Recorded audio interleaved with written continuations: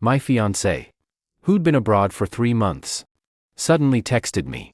She attached an ultrasound photo. My whole body went numb with shock. Was I going to be a dad? I fumbled to open the image. There it was. Plain as day, 7 weeks pregnant. I was still counting on my fingers, trying to work out the timeline, when the message vanished with a whoosh. Deleted it. A new text popped up immediately. Sorry. Wrong person. I stared at the screen, blinking. My smile froze, then slowly cracked. So, I'd just been cucked into fatherhood. Babe, you're going to be a dad. The message pinged from the living room. I picked up my phone. It was from Ivy Bennett, my fiancée, whom I hadn't seen in 3 months. My hands were shaking.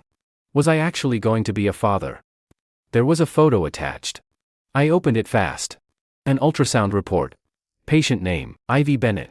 Exam date, today. Ultrasound result, intrauterine early pregnancy. Approximately 7 weeks. My smile died on my face. Wait a second. The math didn't add up. She'd been out of the country for 3 months. This said 7 weeks pregnant. 7 weeks ago. She was abroad and I was here, working late every single day. We hadn't even seen each other. I stared at those words for a full 5 seconds. My fingers moved before my brain caught up. Screenshot. Save. Done in one fluid motion. It was a reflex I'd developed over 3 years of dating Ivy. She had this habit of deleting messages. And her excuses were always ridiculous. Sent the wrong emoji.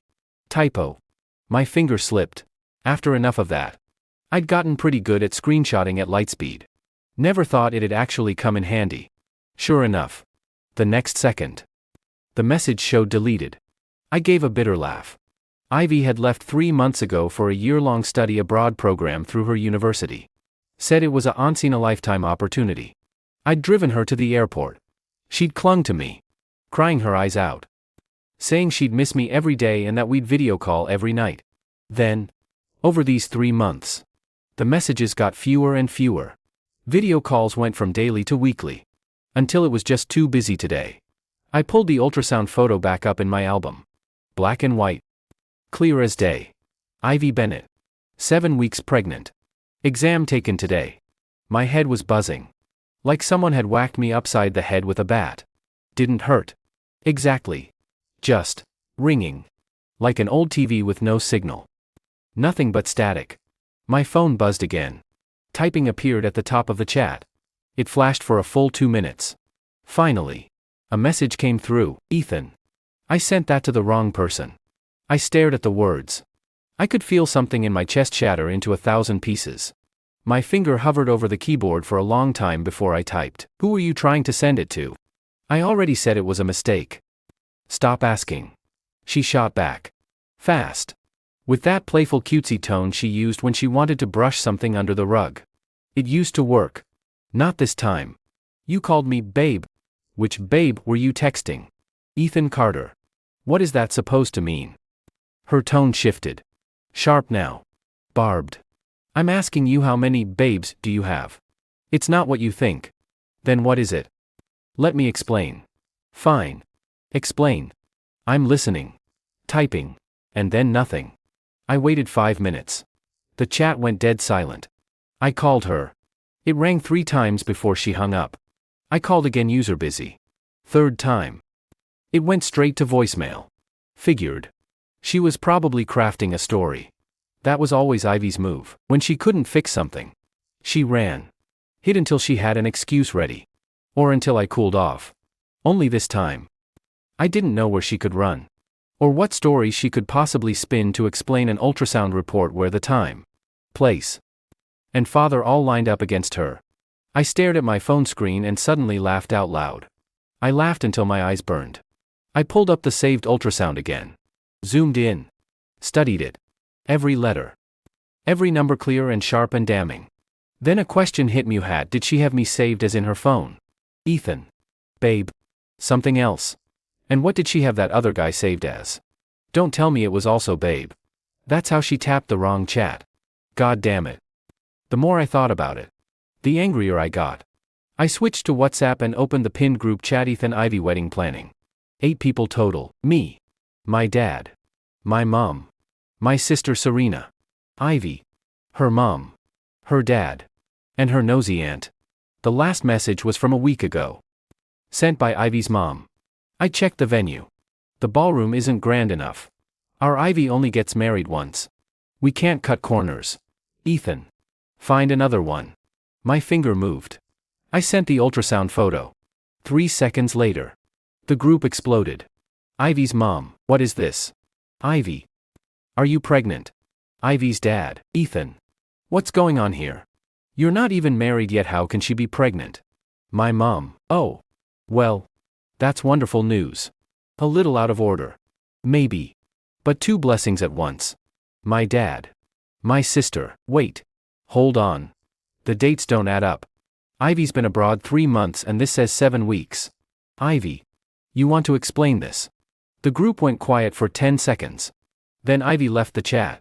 It was awkward. To say the least. Her meddling aunt started spamming. Kids these days. It was a mistake. Just a mistake. Ethan. Don't read into it. Ivy was just excited. That baby is definitely yours. I snorted and sent a voice note. Aunt. Let's do the math. 7 weeks is less than 2 months. Ivy's been gone 3. Unless I can impregnate someone through a phone screen. That kid isn't mine. My mom panicked. Tagging Ivy's parents like crazy. You people explain yourselves. What is the meaning of this? Hello? Answer me. Taking advantage of a good man. That's what this is. The whole Bennett family went radio silent. Probably checking in with Ivy to get their story straight. The first call came from Ivy's mom. Margaret. I answered. Put it on speaker. And set the phone on the table. Ethan Carter. You delete that picture right now and explain yourself. Where did you get that fake photo to slander my daughter? I'm telling you. That's defamation. We will sue. Her shrill voice practically ripped through the speaker. Ma'am. I said evenly. Ivy sent that photo herself. I happened to save it. If you want to sue someone, sue your daughter too for fraud. For leading me on under false pretenses. Horseshit. My daughter's studying hard abroad. How could she be pregnant? You're the one who couldn't keep it in his pants and now you're trying to turn this around on her. Look at the ultrasound report. If you can't read the English, run it through Google Translate. I paused. Ivy's been gone 3 months.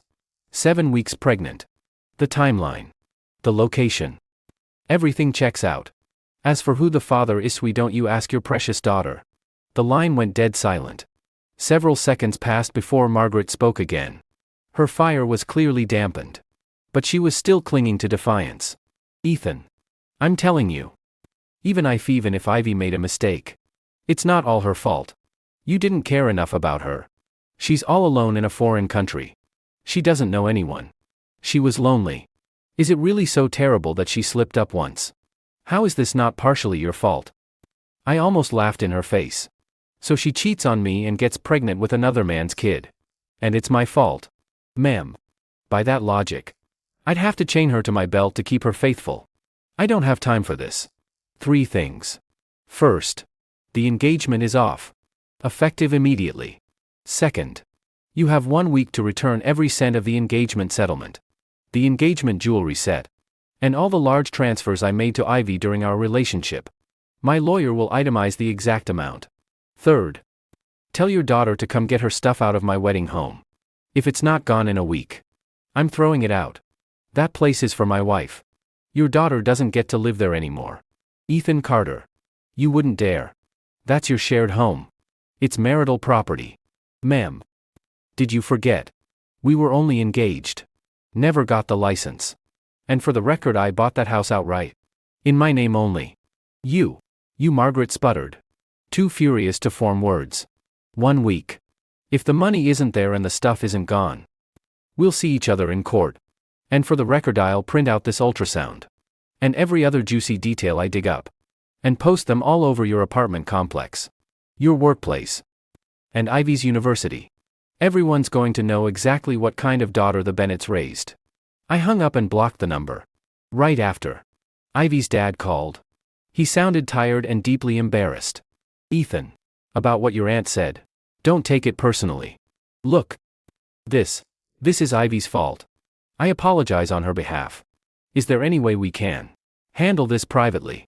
Making a scene won't do either family any good. Mr. Bennett, I said. Softer but not backing down. It's not that I'm not being reasonable. It's that your daughter cheated on me and got pregnant while we were engaged. While both our families were planning the wedding. Who comes out of this looking good? My reputation. My family's reputation all ruined. I just want what's mine back. To minimize my losses. Is that really too much to ask? Mr. Bennett sighed heavily. We'll talk about it. Ethan. For the sake of 3 years together. Don't go too far. She's still young. Mr. Bennett. I cut in. She's young. And so am I. I'm 26. I don't want to spend the rest of my life known as the guy who got cucked. This isn't negotiable. 1 week. That's my final offer. I hung up and my phone finally went quiet for a while. I stared out the window at the darkening evening and lit a cigarette. That cold, numb feeling in my chest slowly gave way to something sharper. Not overwhelming. But stinging. Like needles. Working their way into every part of me. 3 years. 1,000 days and nights. We'd met each other's parents. Picked out rings. Planned our future.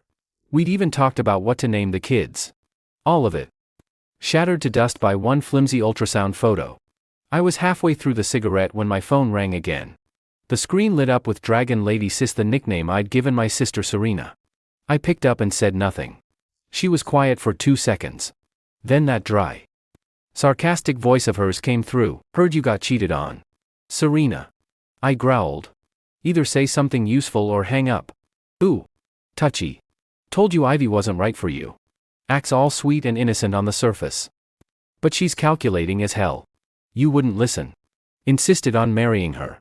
Going on about how thoughtful and kind she was. Well, now she's being thoughtful to someone else.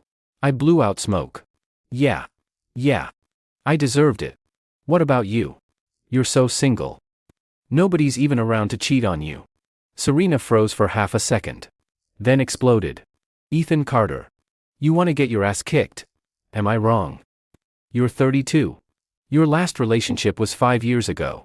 Every guy who shows interest either gets chewed out or scared off. At least Ivy bothered to cheat on me. You don't even qualify. Ethan. I will end you. Serena's voice shot up an octave. It's not that nobody wants me. It's that I don't want any of those losers. And besides, I like being single. I've got money. I've got looks. I've got my own company.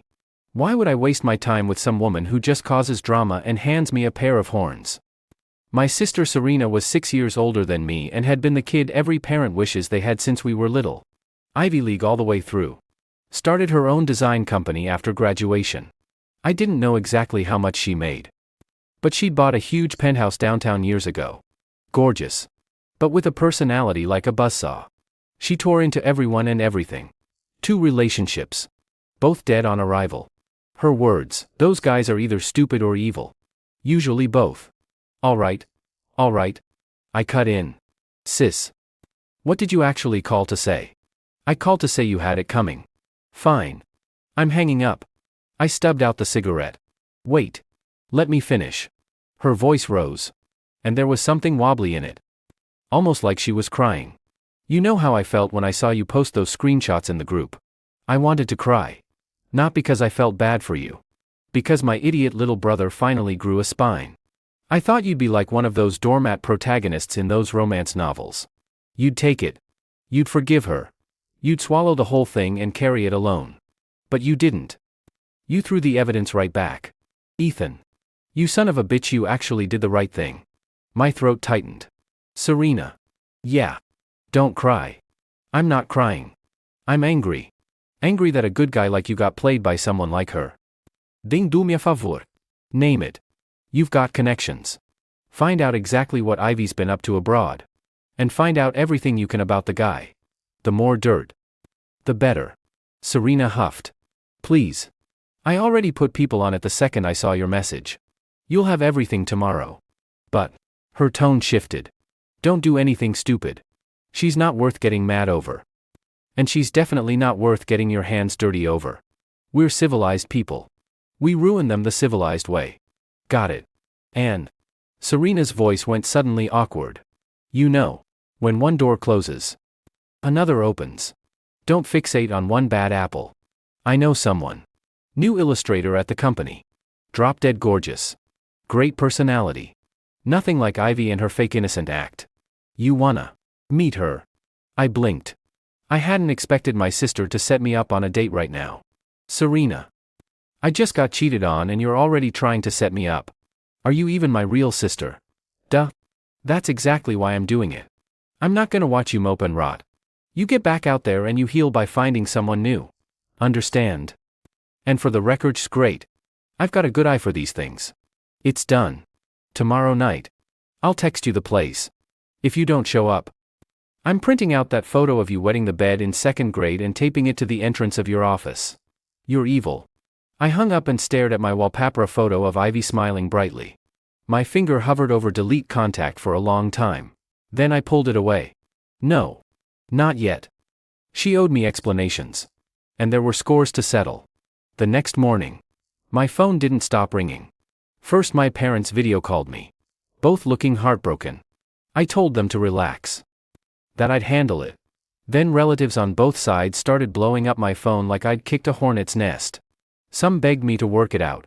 Some cursed the Bennetts. Some told me to calm down. Some told me to be the bigger person. One distant aunt said the most absurd thing. A man should be more forgiving. So she's pregnant with someone else's baby, she can just get rid of it. You two love each other. You can have more later. I texted her right back. Aunt. Why don't you have your husband knock someone else up first? Then get an abortion. And see how fine you two are after. She blocked me. Whatever. Ivy never called.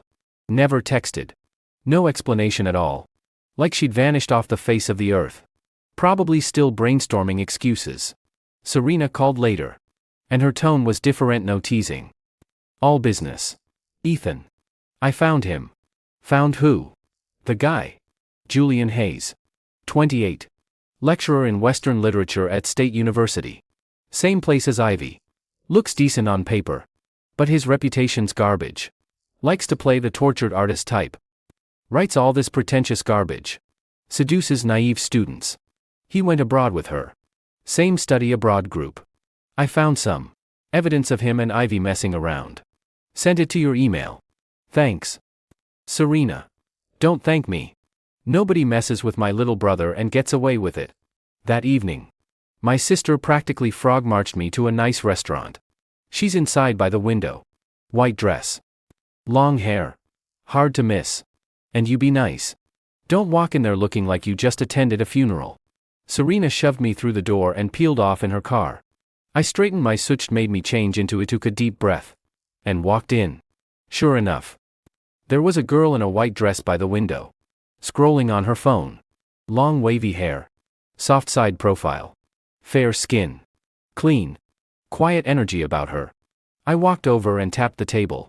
She looked up. The second I saw her face, I froze. This girl. She looked a little like Ivy. Not identical. But something about the shape of her eyes. The way her mouth curved when she smiled, cut from the same cloth. She clearly recognized me too. Her eyes went wide. She pointed. You're Ethan. Ivy's cuckolded fiancé. I'm pretty sure she almost said cuckold. My expression darkened.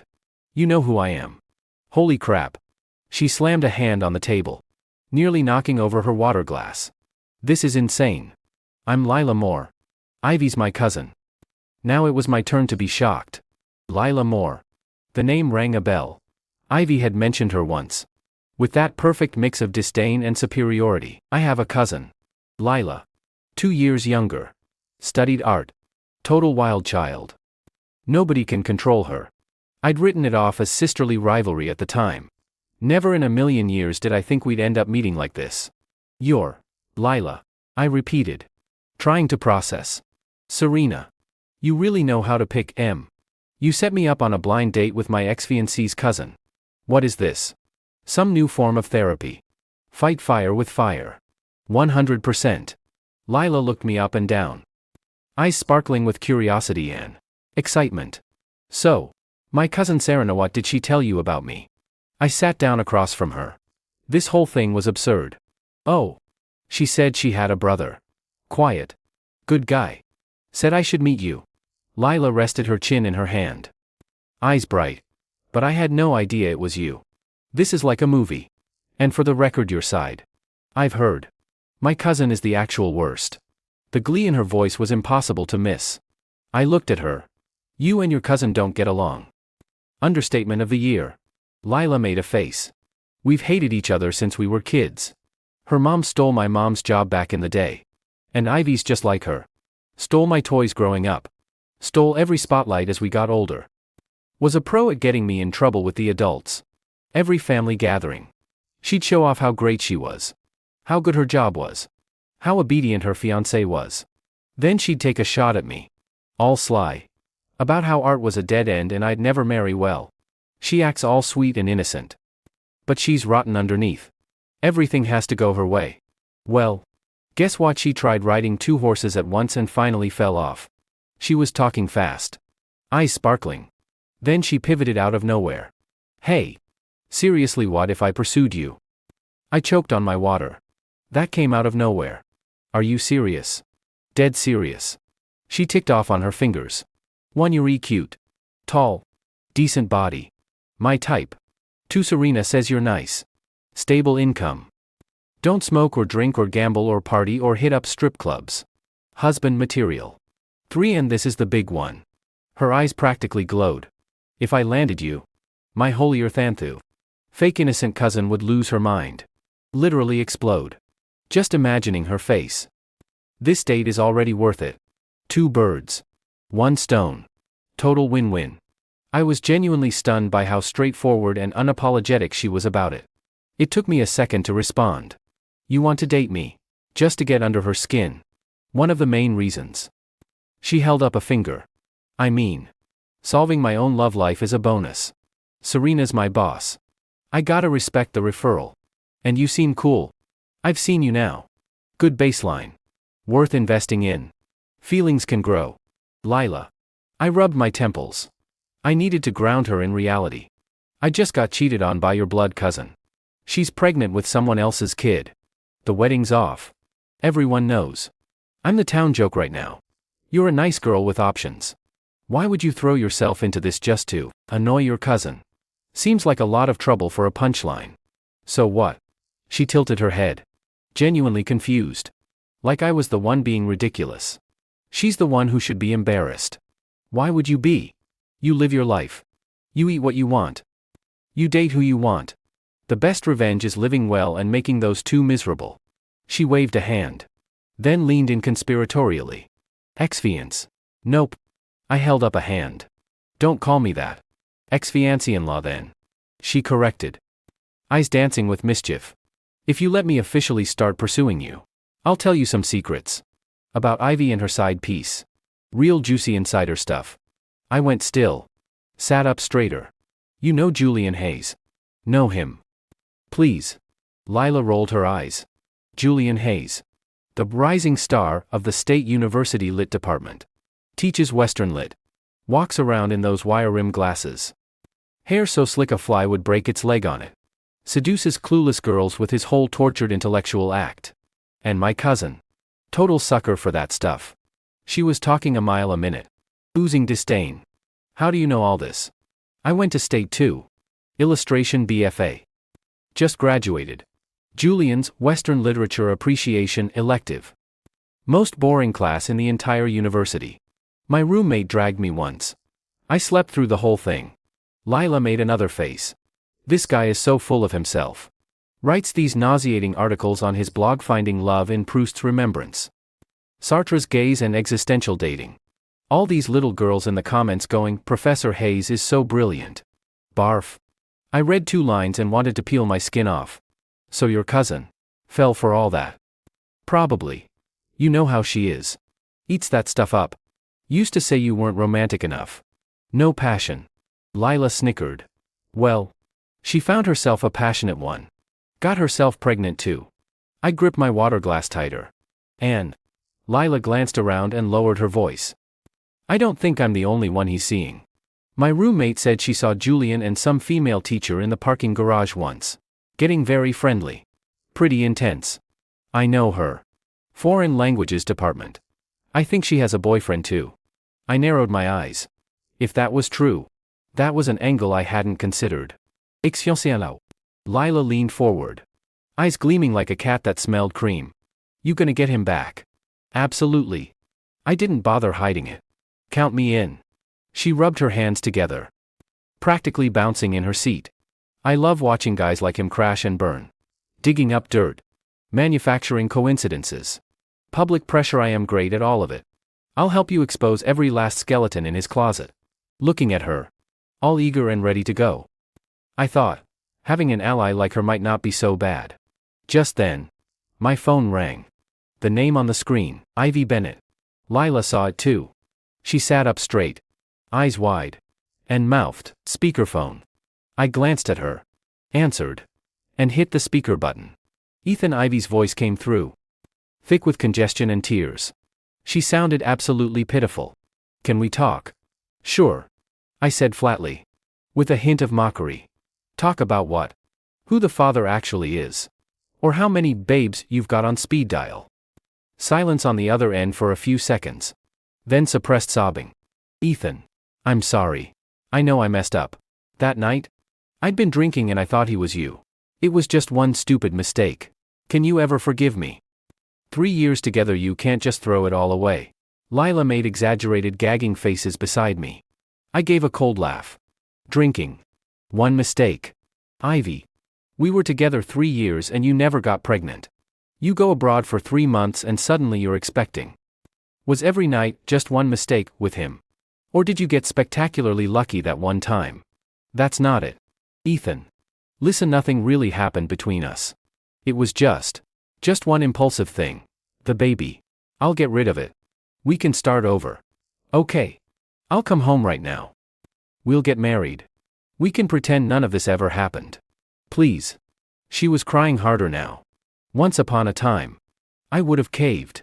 Now, all I felt was sick to my stomach. Get rid of it. It's your baby. Do whatever you want. You don't need my permission.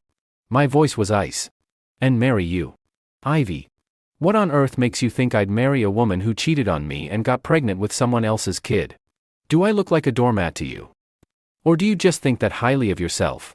Ethan Carter. How can you say that to me? Ivy's voice went sharp, wounded and furious all at once. I'm begging you. What more do you want? Did the last 3 years mean nothing to you? You said you'd always take care of me. I did say that. I admitted calmly. But that was for a fiancé who promised to be faithful right back. You broke that promise first. Don't blame me for not keeping mine. And for the record, 6 days left to return the engagement settlement. The jewelry. And all the money I transferred. I packed up everything you left at the house. Tell your parents to come get it. After that, it goes in the trash. You wouldn't dare. That house is mine too. I bought it outright. My name is the only one on the deed. You don't get to crash there for a few weeks and suddenly claim ownership. Heavy breathing on the line. Then Ivy. Through gritted teeth. Ethan. Don't push me. Keep this up and I'll do something we both regret. Oh yeah. I raised an eyebrow. Like what? Come make a scene at my office. Post a long sad story online about how I was cold to you. How I couldn't perform. Ivy. Think this through. I still have that ultrasound you sent me. I'm working on getting hotel records. Intimate photos of you and Julian. Let's see who comes out looking worse. You. You investigated me. Panic colored her voice. You can cheat, but I can't look into it. I smiled a little. Anyway. I'm on a date. Don't have time for this. Remember 6 days. No money. No stuff moved out. Court. And for the record, I'll make a whole slideshow of your greatest hits. Send it to the university homepage. Every bulletin board. Every relative in your address book. I mean what I say. I hung up and blocked her. I looked up. Lila was sitting there with both hands on her cheeks, staring at me like I'd just walked on water. Wow, she breathed. Ex-fiancée. That was incredible. The logic. The delivery. The clapback chef's kiss. Absolutely brutal. I'm taking notes. I'm taking so many notes. I almost laughed at how dramatic she was. Held it in. All right. Show's over. You still want to eat? Eat. Hell yeah. Lila grabbed the menu. To you, getting out while you still can. And to me, Joining the ultimate revenge squad. Dinner was easier than I expected. Lila was chaotic and talked a mile a minute. But she knew where the line was. Never asked anything she shouldn't. Just joked around. Told funny stories from art school. Ranted about nightmare clients. It took the edge off more than I thought it would. After dinner, I walked her to the subway. "Hey," she said, turning around before she went in. She looked serious. "Ethan, when I said I wanted to pursue you, I was half joking. But only half. I do think you're great. So, think about it." I waved. Didn't say anything. She didn't mind. Waved back and bounded down the stairs. Iwachitiako. The dark cloud hanging over me felt a little lighter. The week came and went. The money never showed. The Bennetts went radio silent for 2 days. Then my phone got bombarded like never before. Random numbers calling one after another. Block one. Another pops up. Pick up. And it's either Ivy sobbing and begging for forgiveness, or Margaret snarling empty threats, with occasional tired pleas from Gerald to just talk it out. Blocked on WhatsApp. Ivy texted me from new numbers. First came the long, nostalgic sob stories. "Ethan, remember the first time we went to the beach? You carried me along the shore and said you'd never let go." Then the angry accusations. "Do you ever think maybe you're part of the problem? Did you ever ask me what I actually wanted these last 3 years?" Then foolin' screaming rants. "Ethan Carter, you'll regret this. You ruined my life and I'm going to ruin yours." Margaret, meanwhile, leaned hard into the victim act. Same few lines on repeat. "Ivy gave you her best years. Even if she slipped up once. Can't a man be the bigger person? That money should be compensation for her youth. She lived in that house so long. She's attached to it. Can't you just let her keep it? You're rich. What's one house to you?" My only response: "See you in court." They probably thought I was still the same Ethan, the one who'd caved to Ivy for 3 years. Who'd been polite and deferential to her family. That if they cried and yelled and played the morality card, I'd soften. I'd back down. I'd swallow the humiliation and wonder if I was the bad guy. But that Ethan died the second that ultrasound popped up on my screen. I followed through. Hired a lawyer. Organized all the evidence. Screenshots of the ultrasound notarized. Photos of Ivy and Julian together. Records of every large transfer during our relationship. Bank receipts for the engagement settlement. Receipts for the jewelry. The house purchase contract. The property deed. My lawyer looked it all over and said the case was solid. Getting the money back wouldn't be a problem. I told him to file. Meanwhile, Serena's investigation bore fruit. Julian Hayes, lecturer in the State University English Department, PhD candidate at an Ivy League school. Came from nothing, but great at climbing the ladder. Good looks and that brooding intellectual act made him popular with the female students and a few female faculty members. Colleague of Ivy's. Applied for the same study abroad program. Ended up at the same university. And his doctoral dissertation. A professional plagiarism check came back at 78.5 similarity. The investigators also sent photos Julian being intimate with multiple different women. Dude was juggling several relationships at once. This guy's a master at juggling women. Serena said dryly over the phone. And he's got a thing for women who are taken or married. More exciting. No consequences. What are you gonna do? Diplomacy first. I said. Give him an out. See if he takes it. I had my lawyer send Julian a formal cease and desist letter. Short and to the point. It stated that his improper relationship with Ivy had caused me significant harm. Demanded a public apology. And reserved all legal rights. It also subtly hinted that I had considerably more evidence regarding his personal life. The day after the letter went out, Julian called. He sounded polite. Almost warm. But you could hear the arrogance underneath. Mr. Carter. This is Julian Hayes. Regarding the letter you sent, I think there's been some misunderstanding. Ms. Bennett and I are simply colleagues. We looked out for each other while abroad. Your relationship issues with Ms. Bennett shouldn't involve an outside party like myself. And as for this alleged evidence you mentioned, I suspect it's all rather circumstantial. It's done real damage to both our reputations. I'd ask that you stop this irrational behavior. Otherwise, I may have to consider legal action of my own. I listened quietly. Then laughed. Professor Hayes. You teach Western literature, did you forget everything else along the way? There's an old saying. The only way nobody finds out is if you never did it in the first place. Heidelberg Cade Student Apartments. March 10th through May 20th. You and Ivy going in and out together. Want me to send the security cam screenshots? Also Chapter 3 of your dissertation. Over 80 match with a journal article from 3 years ago. Should I forward the comparison to your university's academic committee? Dead silence on the line. Nothing but heavy breathing. A long moment passed before Julian spoke again. All that warmth was gone. Just cold. And a flicker of panic. What do you want? Simple. First, keep Ivy under control. I don't want to hear from her again. Seconda, public apology. And a signed statement admitting you pursued an improper relationship with Ivy Bennett while she and I were engaged. Ethan Carter. You're out of line. Julian dropped the act entirely.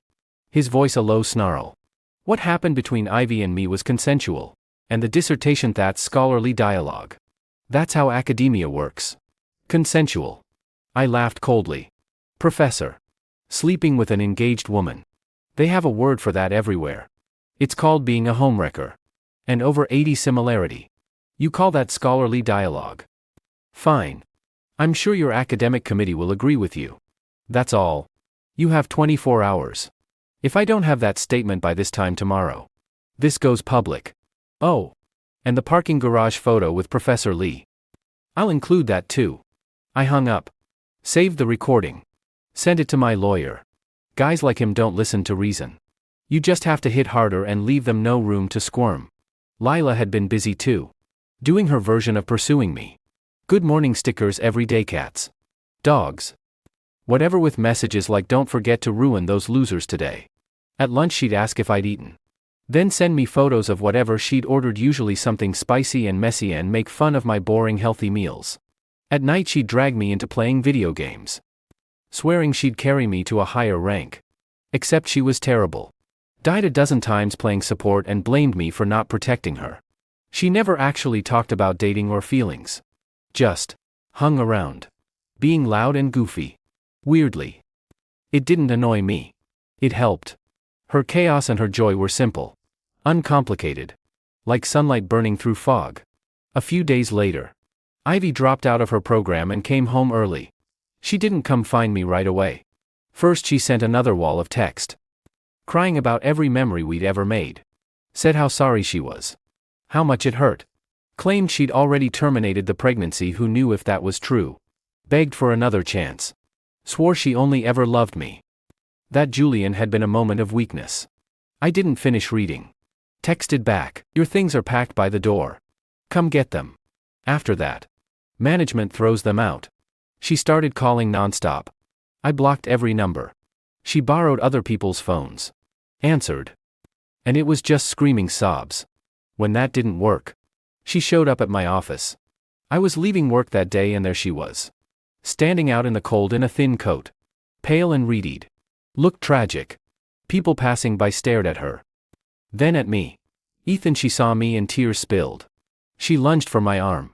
I stepped aside. Just talk to me. 5 minutes. Please, she was crying so prettily. Once. It would have broken my heart. There's nothing to talk about. I said flatly. I've said everything I need to say. Move. I'm going home. Home. Our home. Ethan. I know I messed up. I'm so sorry. Take me home. Please. She clung to my sleeve. That house has so many memories. You can't just throw all of it away. I'll be better. I'll never act out again. We'll get married. We'll be happy. Please. I wrenched my arm free and looked at her coldly. Ivy. Save the act. Show it to Julian. By the way, did he agree to write that little confession of yours? Her face went white. Didn't think so. I smiled slightly. You two are perfect for each other. One selfish hypocrite. One sanctimonious phony. Made for each other. Stay out of my life. Stop calling. Otherwise, I can't guarantee where those photos end up. I walked past her toward the parking garage. She screamed after me, Ethan Carter. You'll regret this. You'll be sorry for how you treated me. I didn't break stride. Regret. The only thing I regret is ever dating you in the first place. A few more days passed. Lila called me. practically bouncing with excitement. Ethan. You are never gonna guess what I just found out. Stop calling me that. Why? Isn't it kind of hot? Hot. My ass. Spit it out. Julian the cheater has a date tonight. With Professor Vivian Lee from the languages department. At Regal Cinemas. We should totally crash it. Why would we do that? For the drama. She was giddy. Imagine his face when he gets caught red-handed. I already anonymously tipped off Ivy. What if she shows up too? Total chaos. It's gonna be amazing. I was gonna say no. Then I thought free show. Why not? Fine. Send me the time and place. Yes. And dress nice. If you're gonna be there. You might as well win. That evening. Lila and I got to Regal Cinemas early. She picked seats with a clear view of the entrance. Ordered 2 bubble teas. And sat there watching the doors like a little fox about to pounce. There they are. She suddenly whispered. Yanking my sleeve. I looked. Julian walked in with a woman in a beige trench coat, soft, elegant energy. Julian was doing his usual refined gentleman shtick. Leaning in to say something that made her cover her mouth and laugh. Ugh. Gross. Lila muttered. Just then. Someone else walked through the door. Ivy. She was clearly dressed up for it, wearing that beige coat I'd gotten her for our anniversary. Makeup perfect. But her eyes were frantic. Scanning the room. Then she saw Julian. And she saw the woman next to him. All the color drained from her face. Julian saw her too. Flinched. Frowned. Annoyed. More than anything. Showtime. Lila grabbed my arm. Practically vibrating with excitement. Ivy marched over and planted herself in front of Julian. Voice shaking. Julian. Who is she? Before Julian could answer. The other woman spoke warm. But distant. You must be Professor Bennett. Julian's mentioned you. Said you were colleagues abroad. I'm Vivian Lee. From the languages department. I'm Julian's friend. Friend. Ivy stared at Julian. Eyes glistening. Julian. You explain yourself right now. Who is she? Why are you at the movies with her? You said you had grading tonight. People were starting to stare. Julian looked furious. He spoke through his teeth. Ivy. Not here. We can talk about this later. Later. What do you mean later? Ivy's voice rose. I lost everything for you. I ended my engagement. I terminated the pregnancy. My career is hanging by a thread. And you're here on a date with someone else and I'm overreacting. Julian. How dare you? Ivy Bennett. Julian finally snapped. It's over between us. I've been clear about that. It was a mistake. Will you please stop following me around? A mistake. Ivy laughed. And it came out all wet and broken. It wasn't a mistake when you were sleeping with me. It wasn't a mistake when I got pregnant. But now you're done with me and suddenly it was all a mistake. Julian Hayes. You make me sick. Professor Lee looked like she'd eaten something rotten. She pulled her hand free. You can sort out your own personal life. I'm leaving. Vivian. Wait. Let me explain. Julian reached for her. Explain what? I stood up and walked over. Lila was right behind me. Somehow having produced a bucket of popcorn and munching away like she was at the movies. Both Julian and Ivy froze when they saw me. Ethan. What are you doing here? Ivy blurted. Watching a movie. I said easily. My eyes flicked between Julian and Vivian. Professor Hayes. And this must be Professor Lee. Fancy running into you two here. Cute date. Julian's face went bright red. Then pale. Vivian looked at me. Then at Ivy. Then at Julian. The pieces clicked. She looked at Julian with nothing but disappointment and disgust. She didn't say a word. Just turned and walked out fast. Vivian. Julian tried to go after her. I stepped in his way. Easy there. Professor. I said. Got that statement written yet? I still haven't received it. Ethan Carter. You've gone too far. Julian ground his teeth. Too far. I smiled. Professor. You didn't think it was too far when you slept with my fiancée and got her pregnant. You didn't think it was too far when you were stringing Ivy along and dating Professor Lee at the same time. But suddenly a written apology is too far. More people had gathered. Murmuring. Pointing. A vein was throbbing on Julian's forehead. He rounded on Ivy. Vicious. This is all your fault. None of this would have happened if you'd just left me alone. Ivy Bennett. We are done. Finished. Don't ever speak to me again. He shouldered through the crowd and bolted. Ivy stood there like all the strength had gone out of her. Paper white. Silent tears streaming down her face. She looked at me. Mouth trembling. Like she wanted to say something. Cousin. Lila took a loud sip of her bubble tea and drawled. Show's over. Everyone's watching. If you're not embarrassed. My boyfriend and I sure are. Boyfriend. Those two words hit Ivy like a slap. Her head snapped up. She stared at us. Disbelieving. Ethan. You two are together. We broke up. What? 5 minutes ago and you're already with her. Lila. Have you no shame? He's the man I threw away. You're picking up my scraps. You're pathetic. Lila didn't even get mad. She just grinned and looped her arm through mine. Yep. We're together. And you didn't want him. Why does it bother you so much? And for the record, scraps or not, I'll take this over whatever garbage you were holding on to. At least he never got me pregnant and then dumped me. Right. Cousin. You too. Ivy was shaking so hard she could barely speak. Ivy. I said evenly. The second you cheated on me. We were done. Pay back the money. Let's end this cleanly. Keep what's left of your dignity. If you keep making scenes, I won't hesitate to let everyone know exactly what kind of person you are. I put my arm around Lila's shoulders and walked away. Behind us, Ivy broke down screaming. And the crowd murmured. After the movie theater incident, Ivy laid low for a few days. But I'd underestimated how shameless she and her mother could be. They started spreading rumors to every friend and relative they had. Said I was the real bad guy. Said I'd been cheating on Ivy with Lila this whole time. That I'd iced her out. Driven her abroad. Then turned it around and called her the cheater. Said she'd lost the baby because I'd broken her heart. Made her so stressed she miscarried. Said I'd do anything to get rid of her. Even ruin her reputation. Ivy played the victim to the hilt. Posting sad, poetic stuff on her Instagram. Gave my heart to the wrong person. 3 years for nothing. New smile wins over old tears. Photos of herself with red, puffy eyes. Looking tragic. Pretty soon, relatives who didn't know better started giving me grief. Saying I'd been too harsh. Even my parents got a few just work it out calls. They were furious. Lila caught heat too. Margaretha, her aunt, called her and screamed at her for 10 minutes. Called her shameless. Said she'd stolen her cousin's man. Demanded she break up with me immediately and come home to apologize. Lila shot right back. Aunt. Ivy cheated on him and got pregnant with someone else's kid. That's why they broke up. How did I steal anyone? They were already done when we met. Nothing wrong with it. Ivy messed up and won't own up to it. So she's lying about him instead. And you're all going along with it. No sense of right and wrong at all. Break up. No way. We're happy together. Margaret practically had a stroke. I didn't care about the gossip at first. Truth comes out eventually. But I forgot some people don't learn until they hit rock bottom. That afternoon, a woman from another department hurried over to my desk. Looking strange. Ethan.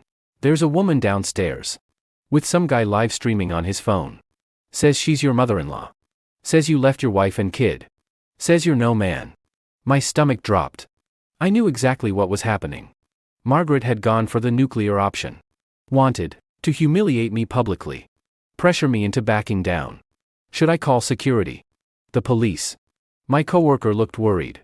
Nah. I got this. It was gonna happen eventually. She wanted to swing first. Fine.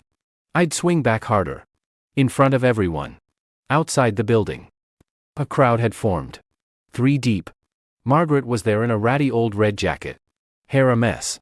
Sitting on the ground wailing and slapping her thighs. Justice. Everyone look. Ethan Carter. You heartless snake. My daughter gave you 3 years of her life. The best years. And you throw her away like trash. You cheat on her and then call her the cheater. My poor baby. She lost the baby because of you. Mr. Carter. You're not a man. You're a monster. Next to her, some kid with dyed yellow hair and skinny jeans and cheap shoes was holding up a selfie stick. Yelling into his phone camera. Guys. Fam. Look at this. Real life deadbeat. Guy leaves his pregnant girlfriend and drives her to Mascari. We'll live right outside his workplace. Justice will be served. Don't worry. Ma'am. The internet's got your back. We're exposing him. We're canceling him. Total social death. People in the crowd were murmuring. Some filming. Some pointing. I pushed through the crowd and stepped forward. Margaret saw me and redoubled her performance. Lunging for me. Ethan. Give me back my daughter. Give me back my grandchild. You heartless bastard. I dodged her easily and looked down at her. Cold. Margaret. You done with the performance? Performance. I'm not performing. She plopped back down and jabbed a finger at me. Everyone. Listen. My daughter was with him for 3 years. They were engaged. And now he's running around with her own cousin and calling off the wedding. He says she cheated. Lies. He made her lose the baby. My daughter can barely eat. She's skin and bones from crying. Ethan Carter. Where is your decency? The influencer kid shoved his phone in my face. Everyone. Look. The deadbeat himself. Nice suit. Rotten personality. Ma'am. Don't you worry, all my followers are with you. I looked straight into the camera and smiled. Margaret and the kid both froze. They hadn't expected that. You say I left my wife and kid. You say I cheated. You say I made her miscarry. Where's your proof? I said. Slow and calm. Proof. My daughter is proof. That baby was proof. Margaret shrieked. Fair enough. I nodded. Pulled out my phone. Since you brought up the baby, let's all look at this. I opened my photos. Found the ultrasound. Zoomed in. Held the phone up. And turned slowly so everyone in the crowd could see. This is the ultrasound her daughter accidentally sent me a few weeks ago. It says 7 weeks pregnant. Exam date 3 months after she left the country. Everyone can do the math. 3 months abroad. 7 weeks pregnant. What does that mean? It means she got pregnant overseas. And I've been here the whole time. The crowd erupted. Margaret went pale. She tried to speak. But I cut her off. Hold on. There's more. I swiped. Photos of Julian and Ivy together abroad. Cozy. Intimate. This is Julian Hayes. Her colleague. Professor at State University. They went abroad together. These were taken during their program. Want me to explain what kind of colleagues pose like this? Colleagues. They were looking out for each other. Margaret tried. Looking out for each other so much they shared a bedroom. I snorted and swiped to another photo, Julian with his arm around Ivy's waist. Walking into their apartment building together. Just a few of the photos. Want to see the more explicit ones? Margaret's mouth opened and closed. Nothing came out. The influencer kid looked stunned. His camera wobbled. And as for me cheating, I pulled up the chat showing when Lila and I first matched. This is Lila Moore, Ivy's cousin. We met after Ivy and I officially broke up. Introduced through a mutual friend. Nothing improper about it. Lies. You were seeing her long before. Margaret snarled. Weak. Proof. I asked. I've got ultrasounds. Photos. Hotel records proving your daughter cheated. Where's your proof that I did? Margaret had nothing. I put my phone away and looked at her pale. Defeated. And at the yellow-haired kid. Who looked like he wanted to vanish. I spoke clearly. For the whole crowd. Margaret. Out of respect for your age. I'm not calling the police for defamation or disturbing the peace. But remember this. I gave you a chance. You chose not to take it. The week's long over. Not a cent of the engagement money back. Not a piece of jewelry returned. My lawyer has already filed suit. See you in court. I turned to the live stream guy. And you. Broadcasting unverified lies. Personal attacks. Defamation. I got your channel info. A cease and desist is on its way. Enjoy the lawsuit. The kid's hand shook so bad he almost dropped his phone. He fumbled to end the stream. Face white. Dude. I had no idea. She told me. The crowd was murmuring now. And the tide had completely turned. Wow. So the daughter cheated and got pregnant and now they're playing victim. That mom is shameless. Coming here to yell about it. Right. The guy's so calm about it. Has all the receipts. Total ownage. Serves that streamer kid right. Chasing clout like that. Margaret sat there through all of it. Red-faced and humiliated. Until she couldn't take it anymore. She scrambled up and ran off. I knew then I'd won. Margaret's little stunt backfired spectacularly. Instead of making me look bad, She told the whole neighborhood that Ivy had cheated and gotten pregnant. Everyone who'd felt bad for her. Everyone who'd blamed Methy all flipped overnight. The Bennetts became a joke. Ivy deleted her Instagram. Changed her profile picture to solid black. Heard she wouldn't leave the house. Quit her job. As for Julian, Serena sent the plagiarism report and all the student harassment allegations straight to the university board. Academic fraud plus personal conduct issues. He was done. My lawyer officially filed. $80-something thousand total in engagement settlement, jewelry, and large transfers. The day of the hearing. Serena. Lila, who'd insisted on coming to witness history. And I showed up at the courthouse. Ivy was there with her parents and their lawyer. A month had changed her. Gaunt. Pale. Wouldn't meet my eye. Margaret stared daggers at me. Especially when she saw Lila on my arm. Looked like she wanted to tear us both apart. The trial wasn't much of a contest. Our lawyer came prepared. Evidence stacked. The ultrasound. Photos of Ivy and Julian together. Hotel records. Chat logs. Transfer receipts. The house contract, all of it. One after another. Ivy's lawyer tried to argue that some of the money was shared expenses. Some was gifts. Shouldn't have to be returned. Tried to claim Ivy had suffered emotionally because of me. That she deserved compensation. Our lawyer shot it down immediately. Pointed out that the large transfers were explicitly labeled engagement and for the wedding conditional gifts. Meant to be returned if the marriage fell through. The emotional damage claim. Laughable. Especially with evidence that Ivy had cheated first. When it was clear they were losing. Ivy snapped. She stood up screaming. Pointing at me. Your Honor. He's lying. He's the one at fault. He ignored me for years. He was cold to me. He drove me to go abroad. And he couldn't perform. He has issues. 3 years and he could never satisfy me. I made a mistake. But I'm the victim here. The whole courtroom went dead silent. Serena looked ready to climb over the table and throttle her. Lila had to physically hold her back. I just sat there. Watching Ivy unravel. And felt nothing. Cold. Empty. After everything. This was her play. Try to drag me down with her. My lawyer stood up. Calm as ever. Your Honor. The defendant is clearly distraught and making unsubstantiated claims. This is defamation. My client is in perfect health. We have annual physical records to prove it. Conversely, we have evidence that Ms. Bennett was involved in a prolonged affair with one Mr. Julian Hayes. And the timing of her pregnancy excludes my client entirely.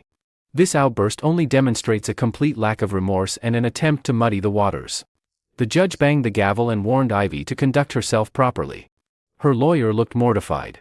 Clearly hadn't expected that. Do the defense have any further evidence? The judge asked. Ivy looked hollow. No. We withdraw. Her lawyer tugged her sleeve. We're the defense. We can't withdraw. The verdict came down. Ivy Bennett was ordered to return $28,800 in engagement settlement funds. $15,000 for the engagement jewelry set. And over $38,000 in large transfers made during the relationship. Total, $81,800. Failure to pay within 15 days would result in forced collection. Margaret collapsed in her seat when she heard. Wailing and slapping her thighs. Injustice. Robbery. You're going to kill this family. Ivy was sobbing into her hands. Mr. Bennett just sat there. Gray and defeated. Sighing over and over. The judge banged the gavel again and warned Margaret to be quiet. Outside the courtroom after. Margaret tried to lunge at us. Mr. Bennett held her back. Ethan Carter. Lila Moore. You'll both get what's coming to you. You'll regret this. Margaret shrieked. Lila just grinned and stuck her tongue out. Aunt. Save your breath. You should be figuring out how to come up with $80,000. Might have to sell the house. Ha. You little. I'll scratch your eyes out. Margaret tried to break free again. Mom. Stop it. Haven't you embarrassed me enough? Ivy suddenly screamed. Wrenched her hand free. And ran off crying. Margaret stared after her. Then started wailing even louder. Mr. Bennett gave me one ashamed look. Mumbled I'm sorry. And dragged Margaret away. Yes. Lila cheered and threw her arms around my neck. We won. We actually won. Ethan. You were amazing. She was squeezing a little too tight. But I smiled. First real smile in months. Serena walked over and clapped me on the shoulder. There. It's over. Come on. Dinner's on me. To my little brother finally being free. Hot pot. Lila yelled. Hot pot it is. All you can eat. I won the case. The money came back. Life felt normal again. Julian ended up worse off than Ivy. The university investigated the plagiarism and the harassment claims. Fired him. Revoked his PhD candidacy.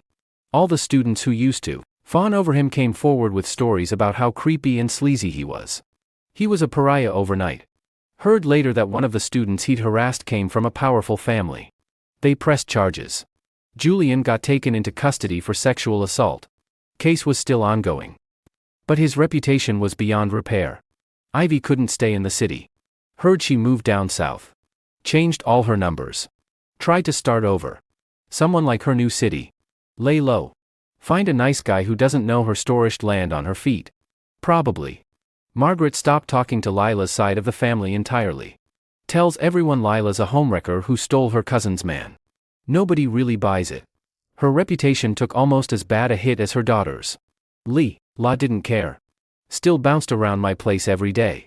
Pursuing me. Mooching food. Dragging me to games and movies and every new cafe that opened up. She was like a little son. Slowly. Without me even noticing. She lit up the dark parts of my life. Serena watched us dance around each other and immediately joined Team Hurry Up and Get Married. Wouldn't stop nagging me about it. Lila's perfect. Lock it down before someone else does. Neither of us ever actually said let's date out loud. It just happened. Holding hands. Hugging. Kissing, all of it. Natural as breathing. She still called me ex-fiancée-in-law sometimes. Said it was spicy. I called her trouble. A year later. We were on the couch watching a movie at my place. Lila was curled up against me. Head on my shoulder. When she said it, Ethan. Let's get married. I blinked. Looked down at her. Her eyes were bright. She wasn't joking. You sure? I asked. Marrying me means people will talk. Say you took your cousin's leftovers. Nope. She put a hand over my mouth. Let them talk. I do what I want because I want to. I like you. I want to marry you. That's it. Who cares what random people think? And for the record, this isn't me picking up scraps. This is me having good taste and finding a hidden gem. Okay. I laughed and pulled her hand away. Held it in mine. Okay. I said. Let's get married. Lila hooped and threw her arms around my neck. Kissing me hard on the cheek. But. She said. Eyes glinting. I have conditions. Conditions. I want a traditional wedding. The whole thing. Big dress. Big party. All of it. Her eyes were shining. I want you in a suit.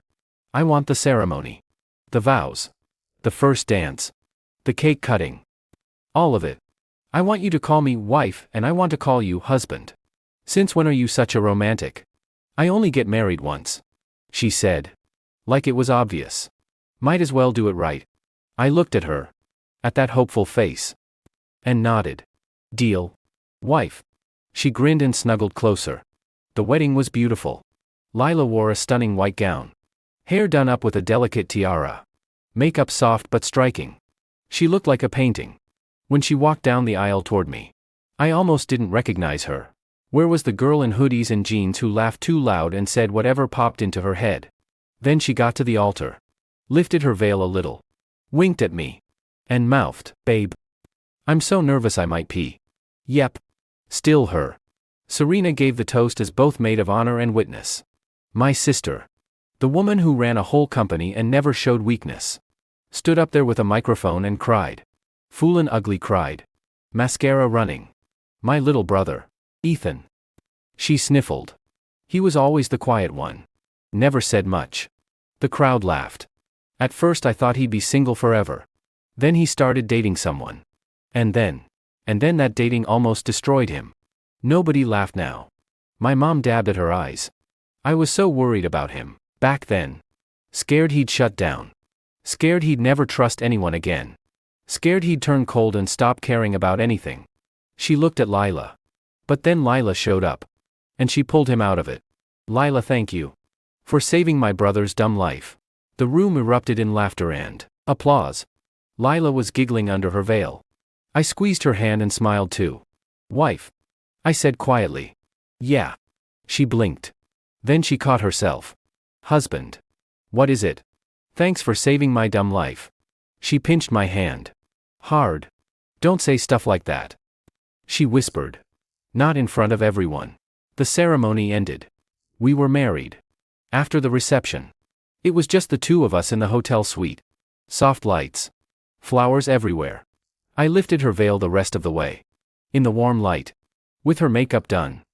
She looked more beautiful than I'd ever seen her. Eyes bright. Smiling up at me. Hey. Husband. She said softly. Hey. Wife. I said.